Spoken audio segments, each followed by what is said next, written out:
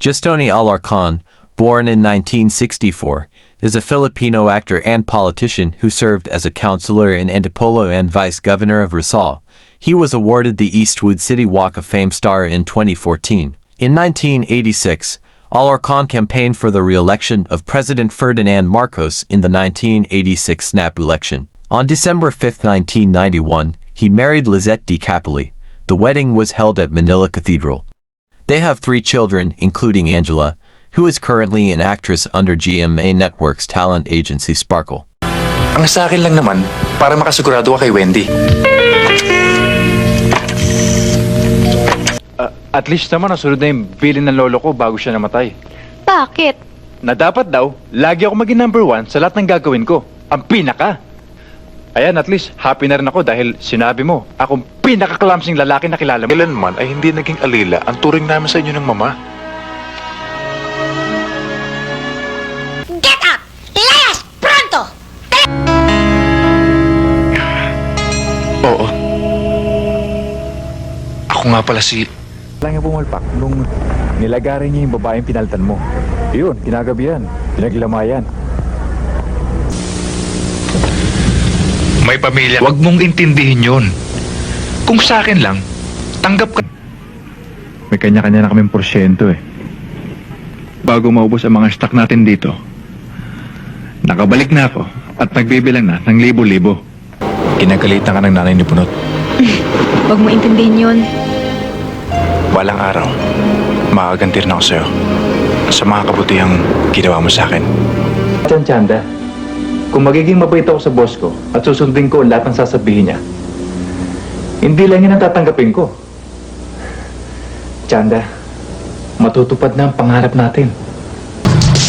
Andiyan ba si Mr. Castillo? Sino sila?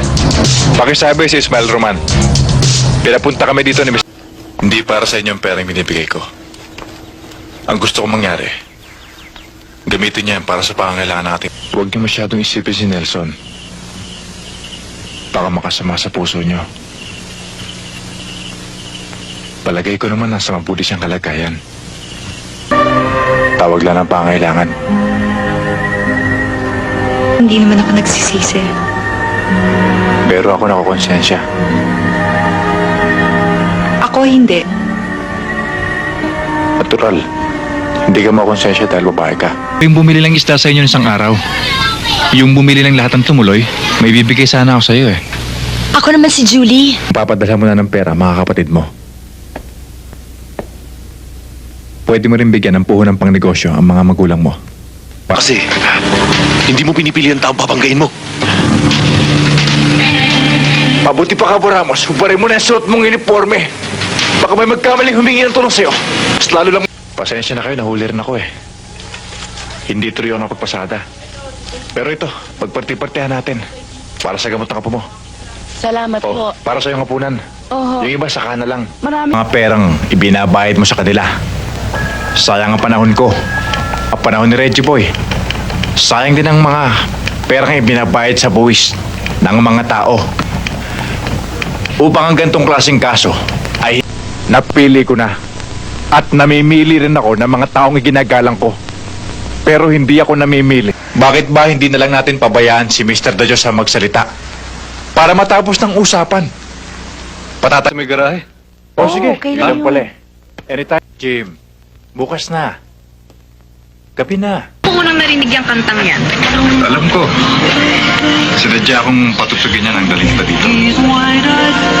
Favorite ko yan eh. Ang mga salot, hindi na dapat buhayin. Pero sir, bakit kailangan ako pang ipadala nyo? Gusto ko lang ipagmalaki sa'yo na napromote na ako. Teniente Delfin Apasible na ako ngayon. Salamat. Mag-iingat ka. Ikumusta mo na lang ako sa madaratnan mong pamilya.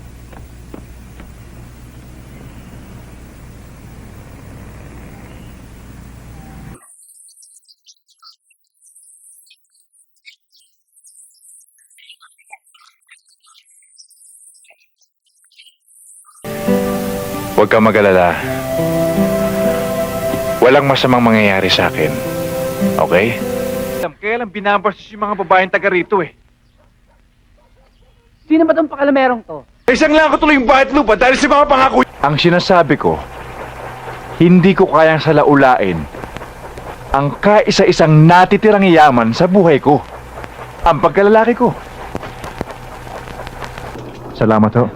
Huwag kayong mag-alala. Hindi kayo mapapa... Condolence po, ma'am. Kasing sarap ito ng cupcake ng mami mo. Eh, ituloy mo na. Sige na. Birthday ko. Klaseng trabaho. Maupo ka. Salamat to. Kahit na anong trabaho, kahit saan. Ito. Kahit na anong trabaho. Wala akong pakialam sa mga karag-ayan o sa mga pinhilan. Hindi totoo si Apo Bukay. Ito, nagbe-breakfast kami ng mami mo, pati ni Luna.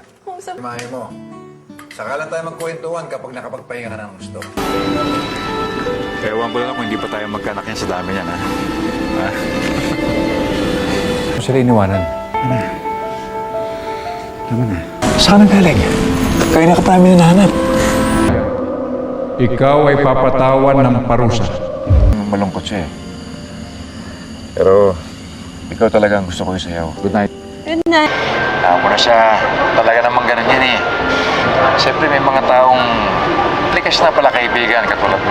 Nagsasabihan ko nanay mo. Lalong nagwawala yun at lalong uminom ng marami. Meaning, single. Ikaw rin naman eh. Hanggang ngayon hindi ka pa nagbabago. Anong problema sa akin yan eh? I'm good with that.